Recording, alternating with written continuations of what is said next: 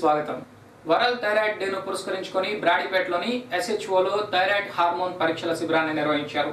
ఈ సందర్భంగా డాక్టర్ సేవా కుమార్ మాట్లాడుతూ థైరాయిడ్ వల్ల అధిక బరువు పెరగటం, చర్మం పొడిబారిపోవటం, ఒళ్ళు నొప్పులు కలుగుతాయన్నారు.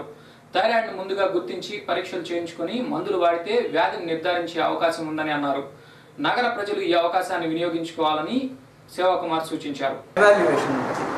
ఎలా కనుగొంటాం మా దగ్గరికి వస్తే దీనికల్లా ట్రిపుల్ అసెస్మెంట్ అంటాం. ఫస్ట్ వైద్యుల చేత పరీక్ష చేయడం ఫాస్ట్గా పెరుగుతుంటే ఇక్కడ స్పేస్ చాలక అక్కడ మాట మిగటానికి ఆపరేషన్ చేసిన తర్వాత అయోడిన్ 131 ఎక్స్ప్రెషన్ నోటి ద్వారా ఇచ్చే ఈ శరీరంలో ఒక సాలిడ్ నాడులు అంటాం. మొత్తం థైరాయిడ్ ఒకటే గట్టి ఉంటుంది, దాన్ని సాలిడ్ ఉంటున్నాయి. ఈ నేపథ్యంలో థైరాయిడ్ హార్మోన్ టెస్ట్ను కూడా కేవలం 200కే అందించడం జరుగుతుంది.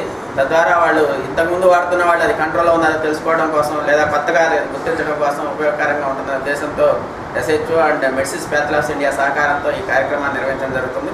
ప్రజలు SHO కార్యక్రమాలు వినియోగించుకుని మంచి ఆరోగ్యవంతమైన జీవితాన్ని పొందవలసిందిగా కోరుతున్నాం. క్యాన్సర్లు మటుకు ఫ్యామిలీస్లో నడుస్తూ ఉంటాయి. అంటే ఒక ఫ్యామిలీలో ఆ ఫ్యామిలీలో కొన్ని జన్యువుల్లో మార్పులు ఉంటాయి. ఆ జన్యువుల మార్పుల వల్ల ఆ ఫ్యామిలీలో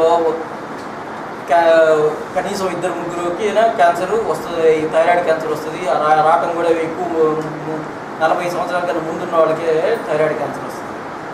అలాగే ఒక ఫ్యామిలీలో అప్పుడే జన్యు క్యాన్సర్, జన్యు సంబంధించిన క్యాన్సర్ అనుకుంటా. అలా కాకుండా మిగతా మామూలుగా అయితే ఎటువంటి జన్యువులు లేకుండా వచ్చిన క్యాన్సర్ దీనికి యూజువల్గా కారణం ఉంటుంది. యూజువల్గా పేషెంట్ మాకు ఎలా తెలుస్తుందండి క్యాన్సర్, థైరాయిడ్లో క్యాన్సర్ ఉన్నట్టు అంటే థైరాయిడ్లో గడ్డలు వస్తాయి.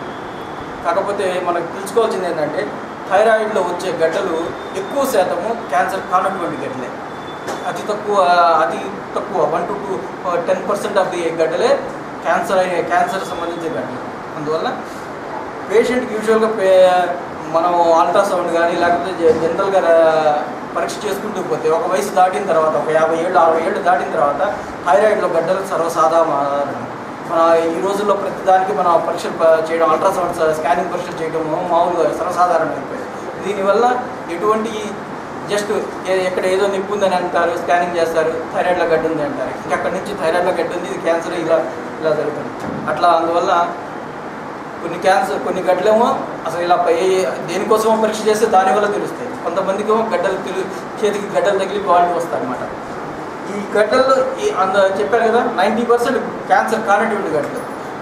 అందువల్ల క్యాన్సర్ కానటువంటి గడ్డలు అయినా సరే ఈ అందరూ ఎవరికైతే థైరాయిడ్లో గడ్డలు కనబడితే వాళ్ళందరూ ఫిజిషియన్ చూపించుకొని ఎవాల్యుయేట్ చేసుకొని ఇది క్యాన్సర్ కానటువంటి గడ్డ అనిపించుకోవడం అనేది ముఖ్యం.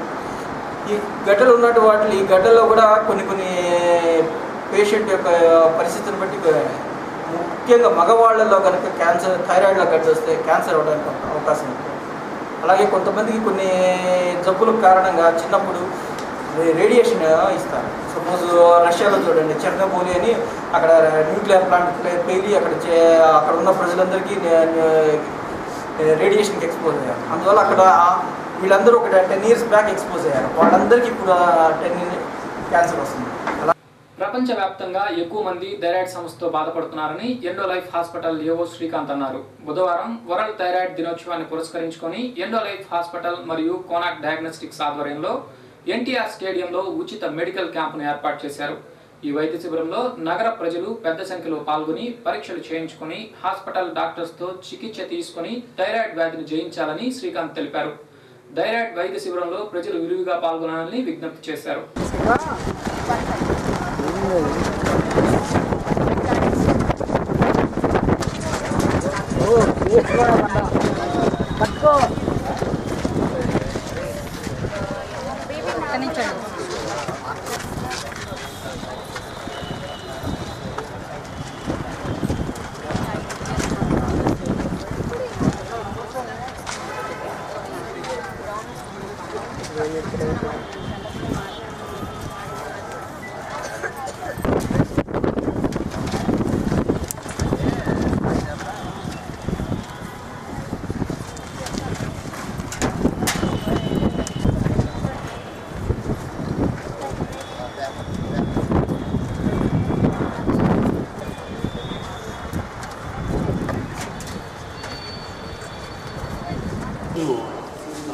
ప్రపంచ థైరాయిడ్ దినోత్సవం ప్రతి సంవత్సరం ఈ థైరాయిడ్ దినోత్సవం సందర్భంగా ప్రపంచవ్యాప్తంగా రకరకాల కార్యక్రమాలు జరుగుతాయి.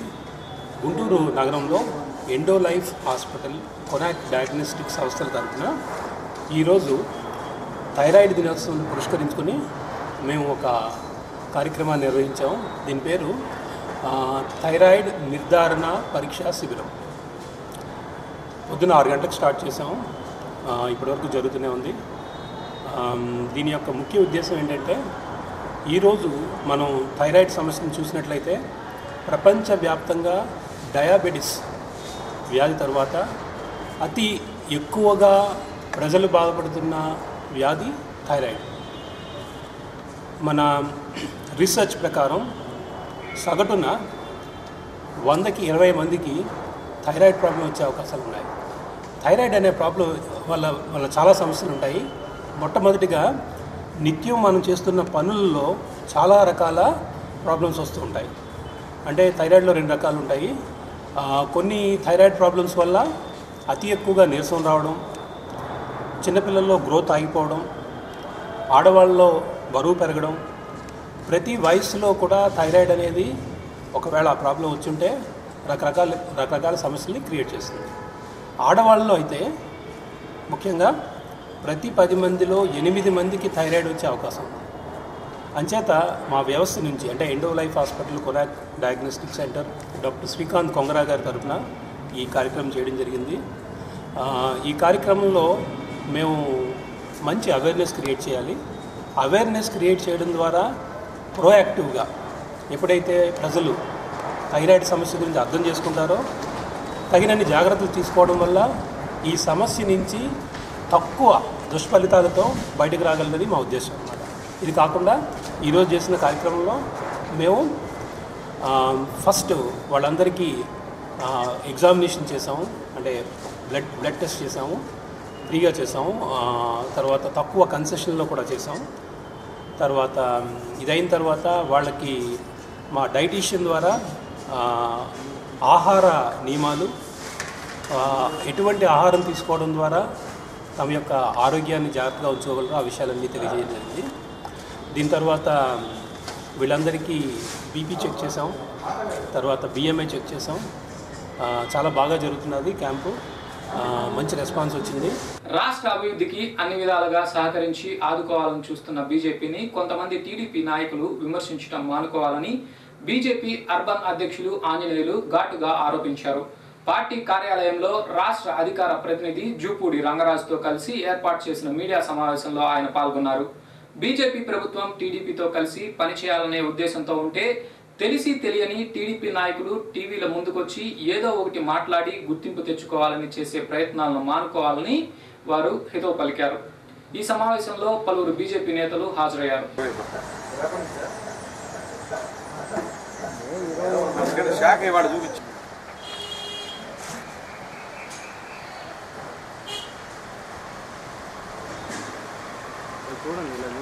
పార్టీకి సంబంధించినటువంటి నాయకులు కూడా నిన్న జరిగినటువంటి మినీ మహానాడులో భారతీయ జనతా పార్టీ నాయకులను టార్గెట్ చేస్తూ వ్యక్తిగతంగా వాళ్ళని దూషించడం జరిగింది.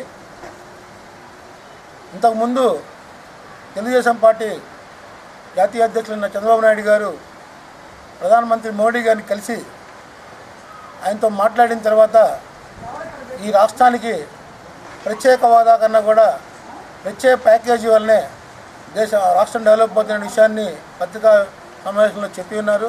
అలాగే ప్రత్యేక హోదా ఇచ్చినటువంటి ఇంతకుముందు రాష్ట్రాలు ఏవి కూడా ఆర్థికంగా కానీ ఇంకా వేరే రకంగా కూడా అభివృద్ధి చెందలేదు.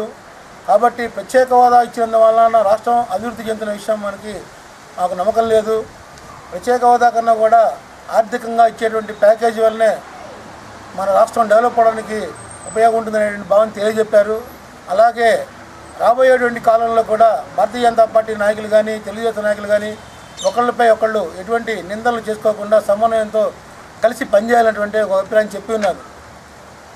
దీని ప్రకారం మేము చెప్పేది ఏంటంటే, నిన్న జరిగినటువంటి మినీ మహానాడులో వైజాగ్లో అయ్యన్న పాత్రుడు గారు, గుంటూరులో ముచ్చయ్య చౌదరి గారు, హైదరాబాద్ నుంచి బోండమ్మ గారు, చిత్తూరు జిల్లా నుంచి ముద్దుకృష్ణనాయుడు గారు కూడా భారతీయ జనతా పార్టీని కించపరుస్తున్నట్టుగా మేము చెప్పిన తప్పు అనేటువంటి ఒక దురుద్దేశపరమైన వాతావరణం కల్పించే విధంగా మాట్లాడారు. ఇది భారతీయ జనతా పార్టీ అర్బన్ జిల్లా ఖండిస్తుంది. వార్తలు ముగించే ముందు ముఖ్యాంశాలు మరోసారి.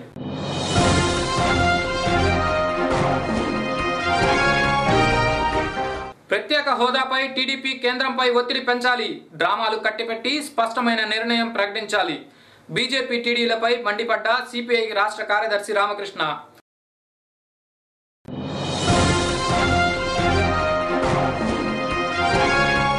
అక్రమ ప్రాజెక్టులపై స్పందించండి. ఆంధ్రప్రదేశ్ను ఎడారిగా మారకుండా చూడండి. ప్రభుత్వానికి సూచించిన కాంగ్రెస్ నేత కృష్ణారెడ్డి.